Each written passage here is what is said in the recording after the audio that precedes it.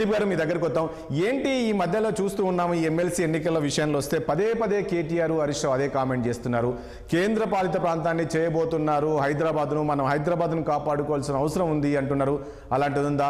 ఇటు కాంగ్రెస్ పార్టీ చెప్తూ ఉంది, కాంగ్రెస్ పార్టీకి మరో 10 ఏళ్ళు ఉమ్మడి రాజధానిగా చేయాలని చెప్పేసి కాంగ్రెస్ పార్టీ కుట్రలు చేస్తుంది అనే విధంగా కామెంట్ చేస్తున్నారు.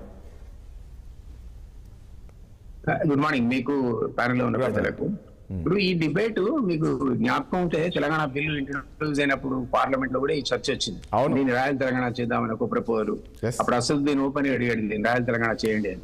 అదేవిధంగా కేంద్ర పాలిత ప్రాంతంగా చేయాలని ఒక ప్రపోజల్, తర్వాత దీన్ని జాయింట్ క్యాపిటల్ కూడా చేయాలనే ప్రపోజల్ ఉన్నాయి. ఇట్లా కాకుండా అంబేద్కర్ గారు అప్పట్లోనే సౌత్ లో క్యాపిటల్ ఉంటే మంచిది, Hyderabad will be central place అని రాశారు. అందులో ఉన్నది మనందరికీ తెలుసు. కానీ ఇవన్నిటిని తోసిపుచ్చుకుంటూ బిల్ పాస్ అయింది.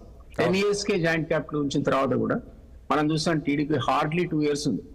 ఆ తర్వాత మొత్తం వెకేట్ చేసి వెళ్ళిపోయారు, షిఫ్ట్ అయిపోయింది. అసలు ఆ గొడవ రాలేదు. జూన్ 2 కి ఆ 10 years పీరియడ్ అయిపోతుంది. కాంగ్రెస్ కి ఏ మాత్రం ఇంట్రెస్ట్ కూడా లేదు దాన్ని మళ్ళా పొడిగించాల్సిన అవసరం కానీ అసలు నెసిటీ లేదు. గత 10 ఏళ్లలో వాళ్ళు అసలు దీన్ని జాయింట్ క్యాపిటల్ వాడుకుంది లేదు, బిల్డింగ్లు ఖాళీ చేశారు, మొత్తం అడ్మినిస్ట్రేషన్ షిఫ్టే వెళ్ళిపోయారు. మళ్ళీ ఇప్పుడు వచ్చి కొత్త ఏం అడ్మినిస్ట్రేషన్ చేస్తారు ఇక్కడ జాయింట్ క్యాపిటల్ వల్ల? ఉమ్మడి రాజధాని వస్తే ప్రయోజనం ఏంటి చెప్పండి. సో అది ప్రస్తావన అనేది ఇర్రేషనల్, ఇల్లాజికల్, అసలు ఇక్కడ కూడా ఎవరు అధికారికంగా ప్రస్తావించిన అంశం కానే కాదు. ఇది అట్లా ఉండగా కేంద్ర పాలిత ప్రాంతంగా బీజేపీ చేస్తుందా అంటే శ్రీనివాస్ గారు చెప్పాలి. శ్రీనివాస్ గారు నాకు తెలిసి ఈ చర్చ అప్పుడు కూడా వచ్చింది, బీజేపీ కూడా వచ్చింది. అంటే ఒకటి దిలీప్ గారు ఇక్కడ హరీష్ రావు గారు ఒకటి దిలీప్ గారు ఏం చెప్తాడు, హరీష్ రావు ఏం చెప్తాడంటే కాంగ్రెస్ ఏం చేస్తుందంటే ఇప్పుడు రేపటితో మరో వారం రోజుల్లో సో మొత్తానికి హైదరాబాద్ మనకే వచ్చేస్తుంది. మొన్నటి వరకు ఉమ్మడి రాష్ట్రానికి హైదరాబాద్ ఉండేది. సో అప్పట్లో కేసీఆర్ కూడా పార్లమెంట్ అదే చెప్పారు, 5 ఏళ్ళు ఇవ్వండి కానీ 10 ఏళ్ళు వద్దన్నారు. అయినా సరే కాంగ్రెస్ ఇచ్చింది. కానీ ఇప్పుడు మరో 10 ఏళ్ళు పొడిగించే విధంగా కుట్ర జరుగుతుంది, కాంగ్రెస్ పార్టీ అది చేస్తుంది.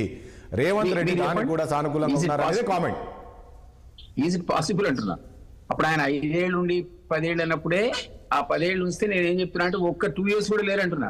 అప్పట్లో నేను అసలు ఆ రాజధాని ప్రస్తావన వచ్చినప్పుడు కూడా నేను శాసన మండలి కూడా చెప్పా, మీరు ఉమ్మడి క్యాపిటల్ పెడుతున్నారు, మీరు 2 years కూడా ఉండరు, అందరు వెళ్ళిపోతారు ఇక్కడి నుంచి అని. నిజంగా జరిగింది కూడా అదే. వాళ్ళకున్న అడ్వాంటేజెస్ ఏంటి చెప్పండి. అసలు ఇక్కడ ఉమ్మడి రాజధానిగా ఉంటే వాళ్ళు తీసుకున్న అడ్వాంటేజ్ ఇక్కడి నుంచి అడ్మిషన్ చేశారు. వాళ్ళ క్యాపిటల్ లేకపోయినా వాళ్ళు ఇక్కడి నుంచి షిఫ్ట్ అయ్యి వెళ్ళిపోయారు.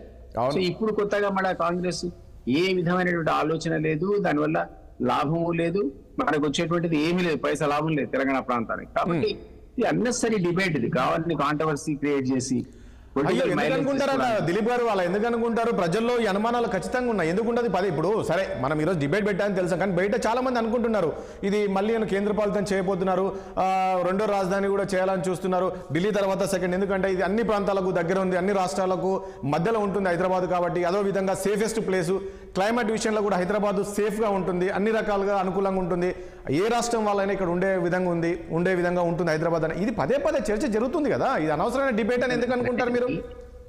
మీకు బెంగళూరు కూడా అదే పద్ధతిలో ఉంది, బెంగళూరులో కావచ్చు. ఇంకోటి ఉన్నదని అందరికీ తెలుసు, కొన్ని సెంట్రల్ సంబంధించినటువంటి రకరకాల గవర్నమెంట్ ఆఫ్ ఇండియా సంబంధించిన ముఖ్యంగా డిఫెన్స్ సంబంధించినటువంటి ఇక్కడ ఇండస్ట్రీస్ పెట్టడానికి కూడా ఇది బార్డర్స్ కు దూరంగా ఉంటది, ఇతర దేశాల సరిహద్దులకు దూరంగా ఉండాలి, సేఫ్టీ ఆస్పెక్ట్ లోపల బలమైనటువంటి ఒక ప్రత్యేక ప్రాంతంగా దానికి డిఫెన్స్ వాళ్ళకు అనుకూలంగా ఉంటుందనే ఉద్దేశంతోనే రకరకాల కేంద్ర సంస్థలు కూడా ఇక్కడ ఉన్నాయి, మనకు తెలుసు. అవన్నీ కూడా ఏమైనా కావచ్చు, డిఆర్డిఓ కావచ్చు, మరొకటి కావచ్చు, ఎన్నో కేంద్ర డిఫెన్స్ రంగానికి సంబంధించిన రీసెర్చ్ ఆర్గనైజేషన్స్ ఇక్కడ ఉన్నాయి, అబ్దుల్ కలాం మిసైల్ సెంటర్ తో సహా. అయితే మాత్రం చేత మీకు ఒకటండి, తెలంగాణ తీసేసి దాని ఉమ్మడి రాజధాని అన్నా లేకపోతే దాని యూనియన్ టెరిటరీ అన్నా మిగిలిన తెలంగాణలో ఏమైనా పాస్ ఉందా? ఈ రోజు రాష్ట్ర ఆదాయానికి సంబంధించి 50% ఆల్ సైడ్ అండ్ 50% ఆదాయం వచ్చేదే వ్యాపార లావాదేవీలు, హైదరాబాద్ జరిగే వ్యాపార లావాదేవీలతో వస్తుంది. సో దాన్ని మీరు తీసేసినాక అది గుండెకాయాలంటే తెలంగాణకు అది ఏది తెలివి తక్కువ కూడా దాన్ని యాక్సెప్ట్ చేయడం. మళ్ళీ తెలంగాణ ఉద్యమం అంత పెద్ద ఉద్యమం వస్తుంది.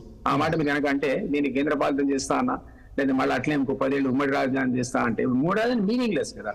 ఉన్న 10 years లో వాడుకుందే లేదు, మళ్ళీ ఇంకో 10 years పెట్టుకుని ఏం చేస్తాడు? అడ్మినిస్ట్రేషన్ జరుగుతుంది కదా ఇక్కడ నుంచి, ఆ బిల్డింగ్స్ వాడుకుంటే కదా, ఖాళీ చేసి 2 ఏళ్ళకే వెళ్ళిపోయింది. సో ఇది మీనింగ్ లెస్ అని ఏమంటే పొలిటికల్లీ మోటివేటెడ్ తప్ప ఎక్కడ స్కోప్ లేదు, ఆస్కారం లేదు, అవకాశం లేదు, ఎవరు ఆలోచన చేసింది లేదు, కావాలని అది మైండ్ గేమ్ ఆడుతున్నారు. బీఆర్ఎస్ పార్టీ మైండ్ గేమ్ ఆడుతుంది అంటారా? అంతే, బీజేపీ లేదా బీఆర్ఎస్ పార్టీ మైండ్ గేమ్ ఆడే అది ఏమంటారు దాన్ని మొత్తం కొలాప్స్ కూర్చున్నారు. వాళ్ళకి ఇక్కడ అంటే మరొకసారి కనీసం అప్పుడన్నా దిలీప్ గారు ఈ అంశాన్ని తీసుకొని బీఆర్ఎస్ పార్టీ ఒక సెంటిమెంట్ను మళ్ళీ తెలంగాణ ప్రజల్లో మరొక సెంటిమెంట్ను రాజ్ చేస్తుంది అనుకోవచ్చా ఈ కామెంట్స్ మీద పదే పదే మైండ్ గేమ్ అనేది మాట అందుకే చూపించి అదొక బూచిగా చూపించి ఈ రాబోయే ఎలక్షన్స్ లో అడ్వాంటేజ్ తీసుకోవడమే తప్ప వాళ్ళకి మొన్న 39 సీట్స్ కనీసం ఒక ప్రతిపక్ష హోదా వచ్చి అన్ని సీట్లు ఎమ్మెల్యే వచ్చిన పరిస్థితి నుంచి వాళ్ళు మెట్ల మీద చెంబులాగా జారిపోతున్నారు. వాళ్ళకి రేపు పార్లమెంట్ ఎలక్షన్ సరే మీరు అన్నట్లు సరే దిలీప్ గారు సరే మీరు అన్నట్లే సరే అలాంటి ఛాన్సే లేదు మళ్ళీ ఉమ్మడిగా ఒక 10 ఏళ్ళ నుంచి ఛాన్స్ లేదని మీరు అంటున్నారు. ఒకవేళ బీజేపీ బీజేపీ మరో రెండో రాజధానిగా చేసే ఆలోచన ఏమైనా చేసి ఉండొచ్చా? ఎందుకంటే ఈ కామెంట్ పాసిబిలిటీ ఉందని అనుకోవట్లేదు. సుదీర్ఘకాలం నేను కూడా దాదాపు 7.5 years ఆ పార్టీలో ఉన్నా.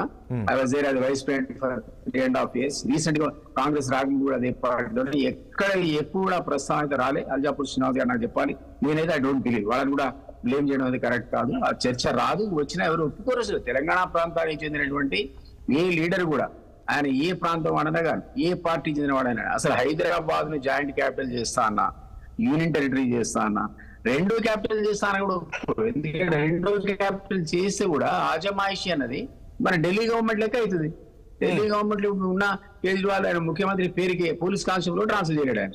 సో ఇవాళ మన పరిస్థితి అడిగే దిగదారిపోతుంది. సెకండ్ క్యాపిటల్ అయితే అడ్మినిస్ట్రేషన్ డైరెక్ట్ గా గవర్నమెంట్ ఆఫ్ ఇండియా కంట్రోల్ వెళ్ళిపోతుంది, మనకు వచ్చే రాబడి కూడా ఎగిరిపోతుంది కదా. ఈ విధమైనటువంటి ఎన్నైనా పెట్టుకోండి, ఇండస్ట్రీస్ పెట్టుకోండి, డిఫెన్స్ కు సెంటర్ పెట్టుకోండి, ఎన్ని కావాలంటే అన్ని నేషనల్ సంబంధించినవి వస్తే సంతోషం మనకు.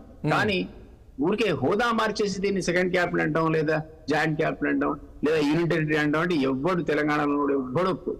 రైట్.